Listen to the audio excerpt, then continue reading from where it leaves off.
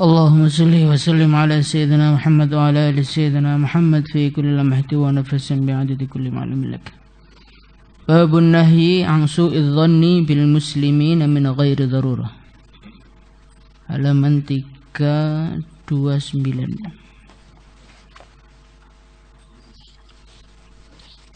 Udah ketemu? Enggak punya kitab. 1573. Bismillahirrahmanirrahim. Babun nahyi an su'idh dhanni bil muslimin min ghairi darurah. Bab larangan dari buruk sangka kepada orang-orang Islam tanpa kondisi darurat. Qala Allah Ta'ala, Ya ayyuhalladzina amanu ijtanibu katsiran minadh-dhanni inna ba'dadh-dhanni itsm. وعن أبي هريرة رضي الله عنه أن رسول الله صلى الله عليه وسلم belum diartikan. Ya ayyuhalladzina, hai orang-orang amanu yang beriman, ijtanibu, jauhilah kalian, katsiran yang banyak, minadh-dhanni dari persangkaan. Inna ba'dadh-dhanni itsm, sesungguhnya sebagian dari persangkaan itu dosa. Wala tajassasu wala yaghtab ba'dukum ba'dha, dan kalian jangan mencari kesalahan-kesalahan orang lain, menteliti-teliti kesalahan orang lain. Wala yaghtab, dan jangan saling menggunjing, ba'dukum, sebagian dari kalian, ba'dhan, kepada sebagian yang lain. وعن أبي هريرة رضي الله عنه أن رسول الله صلى الله عليه وسلم قال إياكم, jauhilah atas kalian, wadhanna, persangkaan. Persangkaan yang dikehendaki di sini adalah persangkaan buruk. Fa inna dhanna, maka sesungguhnya persangkaan buruk itu akdzabul hadithi, adalah pembicaraan yang paling bohong.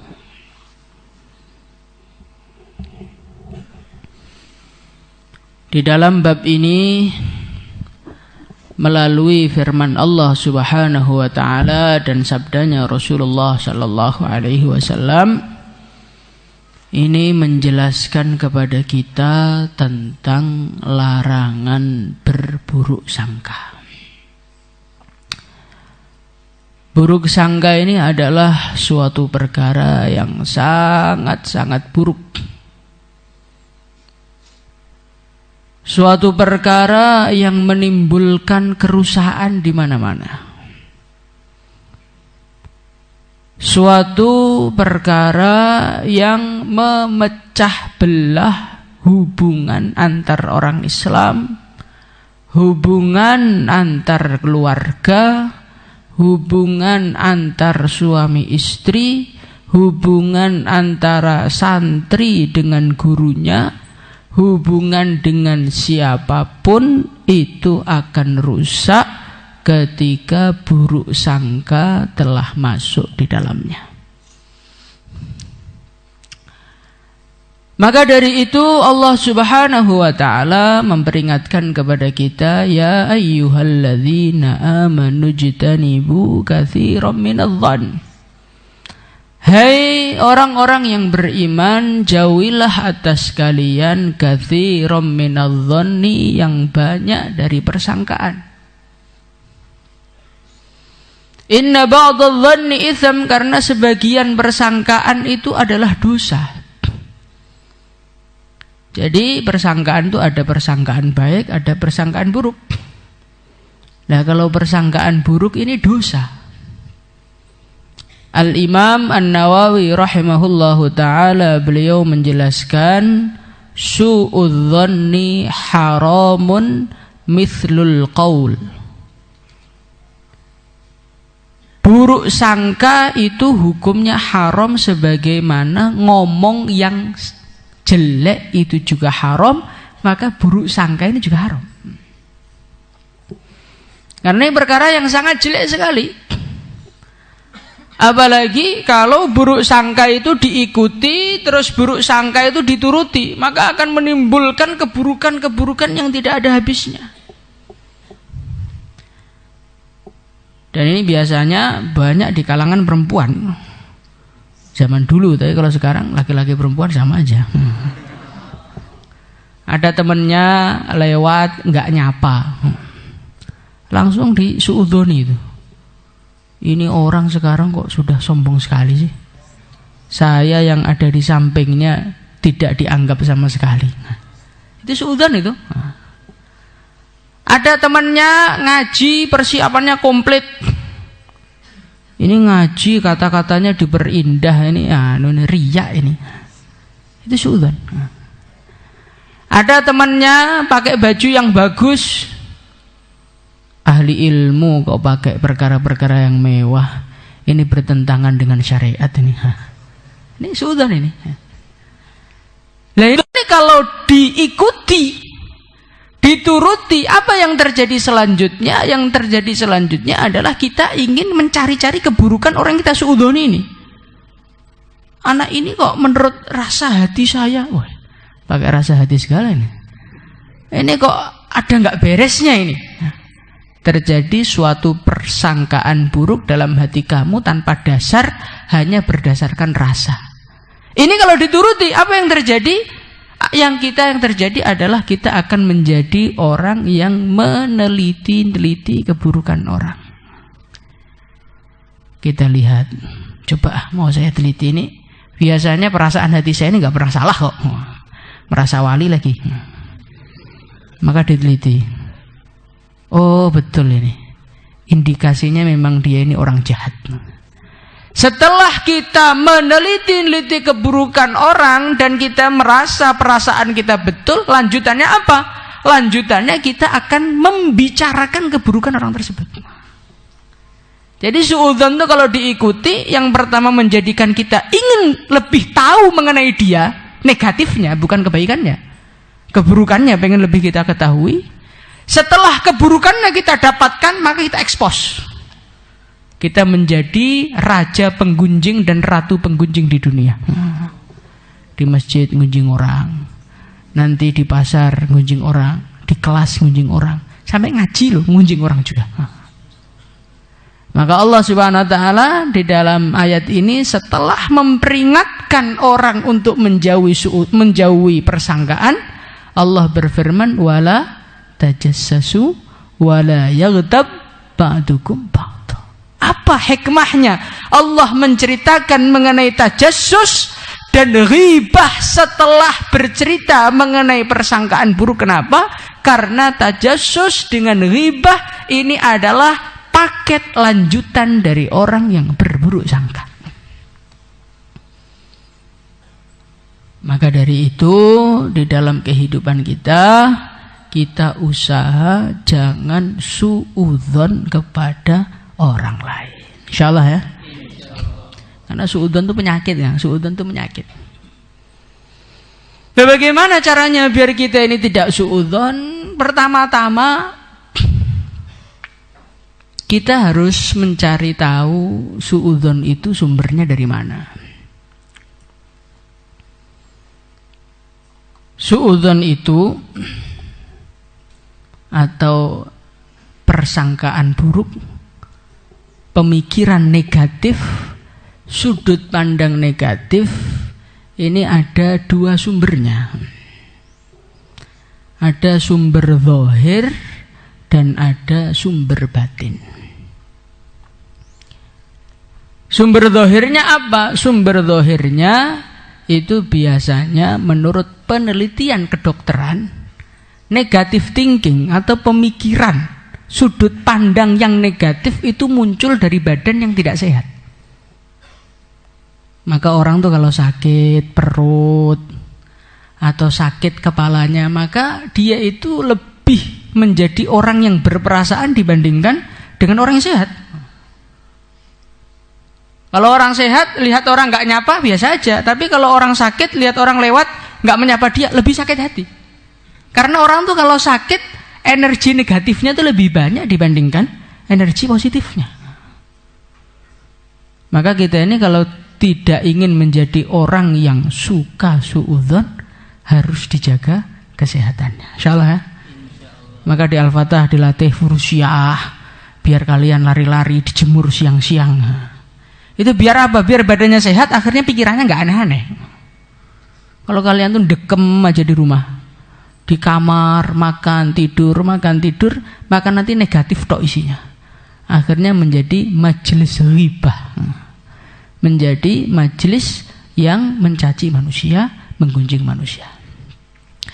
Kemudian yang kedua kali, suudzon itu atau prasangka buruk ini adalah suatu waswatis syaitan, suatu bisian-bisian syaitan yang syaitan tanamkan di hati-hati manusia. Dan syaitan ini pinter, dia pengalaman untuk ganggu manusia itu sudah beratus-ratus tahun atau beribu-ribu tahun. Maka orang-orang yang ditanami suudzon ini setiap orang beda-beda. Kalau yang mau ditanami suudzon itu orang-orang soleh atau orang-orang ahli ilmu, santri, ustadz. Maka setan ini ngomongnya pinter.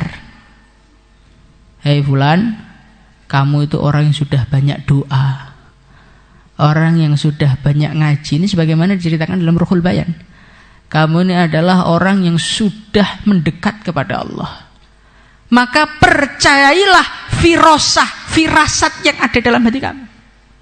Kok kamu menatap seorang lain rasanya nggak enak, itu indikasi memang dia itu orang buruk. Jadi setan itu membisikkan terutama kepada orang-orang santri-santri, orang-orang ahli agama, orang-orang sudah banyak korban ini, dibisiki seperti itu.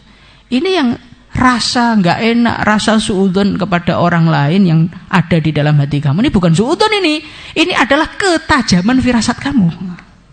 Maka ini jangan diabaikan. Ini firasat kamu, ini firasatnya orang soleh, ini firasatnya wali ini. Padahal sebetulnya itu adalah suudzon, tanaman yang ditanamkan oleh syaitan. Nah, kalau orang-orang yang nggak ahli agama, orang-orang pinggir jalan tuh ya suudzon yang langsung gitu aja. Tapi kalau yang ahli ilmu ini suudzonnya lebih elegan gitu loh. Suudzonnya itu lebih rapi, lebih sopan, tapi sebetulnya sama. Nah, karena suudzon ini adalah suatu perkara yang didatangkan oleh syaitan, maka kuncinya wala tattabi'u khutuwatis syaitan. Prinsipnya adalah jangan kamu turuti dan jangan kamu ikuti. Tolaklah, rasa itu kamu tolak. Perasaan negatif itu kamu tolak.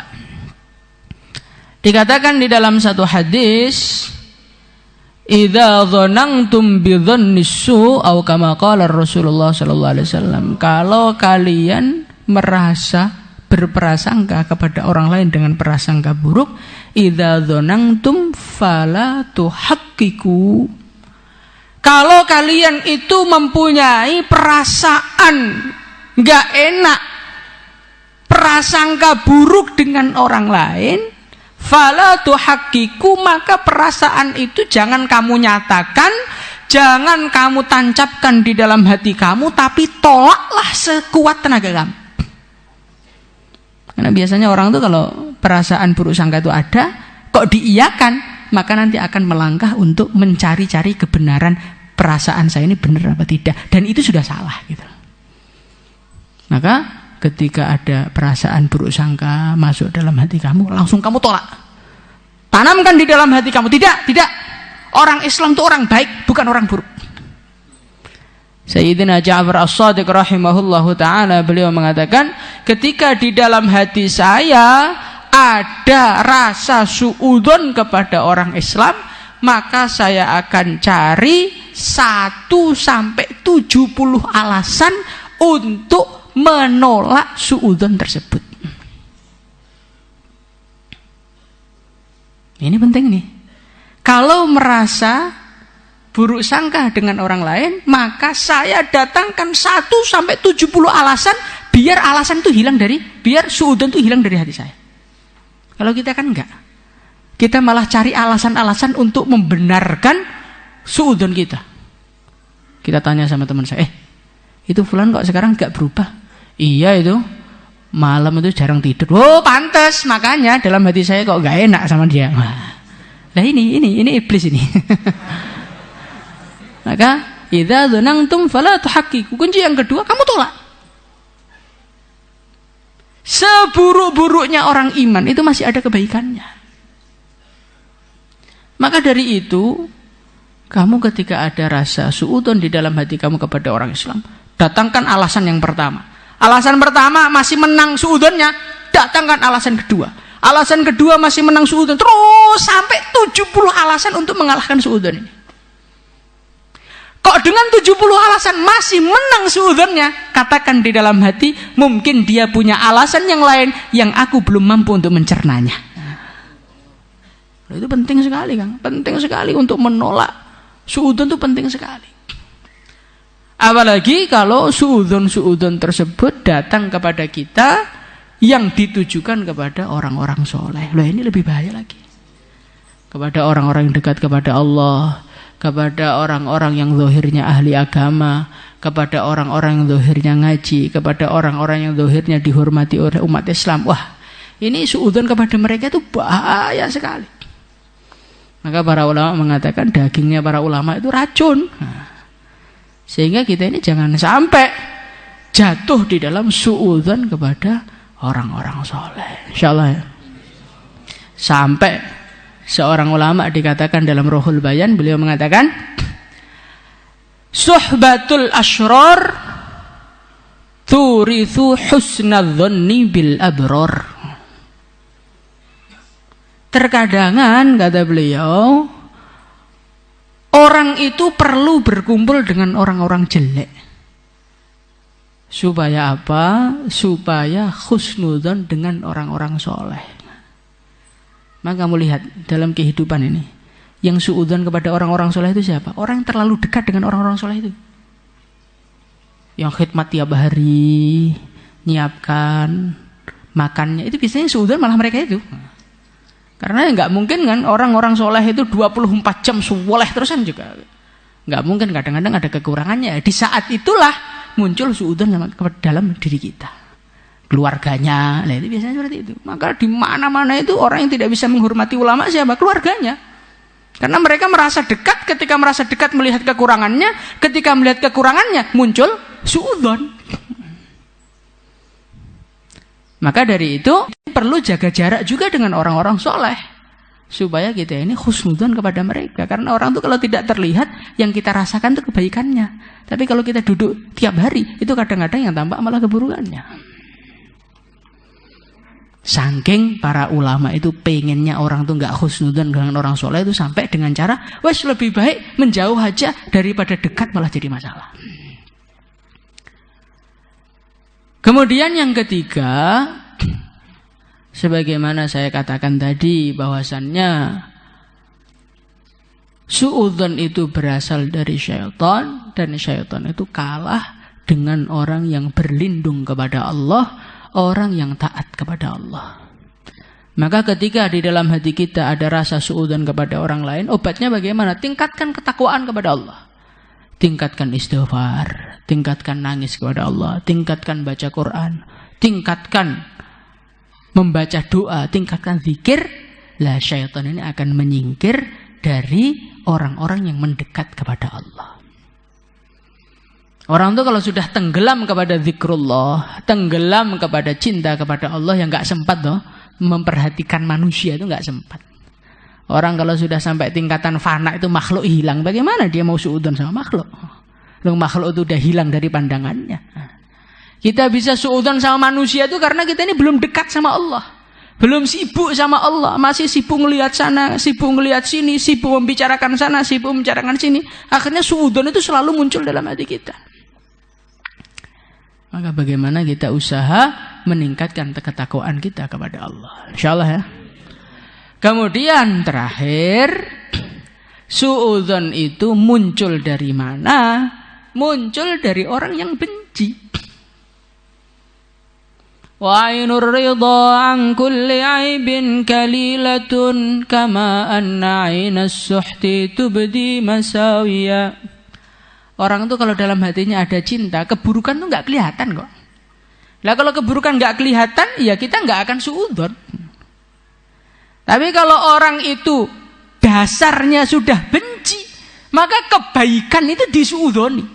Ngaji Quran dikatakan riya, sedekah dikatakan pamer, ceramah dikatakan memperindah bahasa, dan itu bid'ah, wes repot. Jadi orang tuh kalau matanya itu sudah dipasang mata benci, maka semua kebaikan jadi tampak jelek, sehingga itu semua kamu jadikan alasan untuk suudzon sama orang. Maka kita ini harus menebar mahabbah, harus menebar rasa cinta kepada semua orang Islam. Siapapun dia, dari manapun dia, asalnya mana, itu kita nggak peduli. Anta muslim, fa anta akhi. Kamu muslim, berarti kamu adalah saudaraku yang aku punya kewajiban untuk mencintaimu. Nah, orang itu kalau sudah dipenuhi cinta, maka keburukan itu langsung menjadi buram di mata kita, sehingga semua umat Islam jadi tampak baik di mata kita. Insyaallah ya. Jadi kita ini jangan ada rasa benci sama umat Islam. Allah aja cinta sama orang Islam kok. Nggak mungkin ada orang Allah benci kemudian Allah kasih iman sama dia, itu nggak mungkin. Allah kok kasih iman sama dia dengan segala kekurangan dia, itu berarti Allah ada cinta sama dia. Lah Allah aja cinta kok kita membenci, alasannya apa? Gitu loh. Nah kalau kita sudah merasakan itu, kita tidak akan berani membenci orang Islam siapapun dia. Ketika kita tidak membenci, kita penuhi hati kita dengan cinta, maka yang muncul adalah husnudzon dengan orang iman. Maka bagaimana kita belajar husnudzon? Jangan suka suudzon. Insyaallah ya. Husnudzon itu salah tetap dapat pahala. Tapi kalau suudzon benar pun sudah dosa. Jadi kita buruk sangka kepada orang lain, ternyata orang lainnya begitu betulan, ya itu tetap dosa kita. Tapi kalau kita husnudzon, kita sangka orang ini wali, ternyata tidak, kita nggak akan dosa. Kita sudah husnudzon, dapat pahala. Walaupun apa yang kita sangka tidak sesuai dengan kenyataannya. Insyaallah ya. Salatullah